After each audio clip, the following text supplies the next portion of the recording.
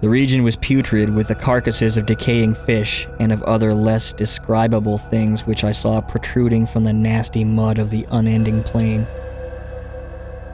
Perhaps I should not hope to convey in mere words the unutterable hideousness that can dwell in absolute silence and barren immensity. There was nothing within hearing, and nothing in sight, save a vast reach of black slime. Yet the very completeness of the stillness and homogeneity of the landscape oppressed me with a nauseating fear. The sun was blazing down from a sky which seemed to me almost black in its cloudless cruelty, as though reflecting the inky marsh beneath my feet. As I crawled into the stranded boat, I realized that only one theory could explain my position. Through some unprecedented volcanic upheaval, a portion of the ocean floor must have been thrown to the surface, exposing regions which for innumerable millions of years had lain hidden under the unfathomable watery depths.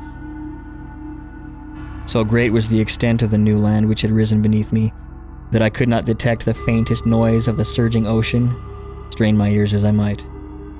Nor were there any seafowl to prey upon the dead things. For several hours I sat thinking or brooding in the boat, which lay upon its side and afforded a slight shade as the sun moved across the heavens. As the day progressed, the ground lost some of its stickiness and seemed likely to dry sufficiently for traveling purposes in a short time.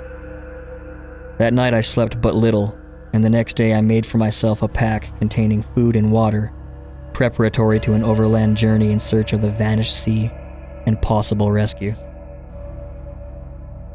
On the third morning, I found the soil dry enough to walk upon with ease. The odor of the fish was maddening, but I was too much concerned with graver things to mind so slight an evil, and set out boldly for an unknown goal. All day I forged steadily westward, guided by a faraway hummock which rose higher than any other elevation on the rolling desert. That night I encamped, and on the following day still traveled toward the hummock, though that object seemed scarcely nearer than when I had first espied it. By the fourth evening, I attained the base of the mound, which turned out to be much higher than it had appeared from a distance, an intervening valley setting it out in sharper relief from the general surface.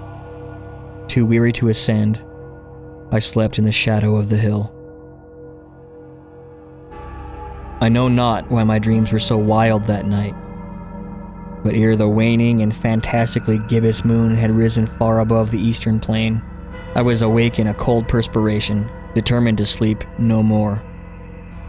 Such visions as I had experienced were too much for me to endure again, and in the glow of the moon I saw how unwise I had been to travel by day. Without the glare of the parching sun, my journey would have cost me less energy. Indeed, I now felt quite able to perform the ascent which had deterred me at sunset. Picking up my pack, I started for the crest of the eminence.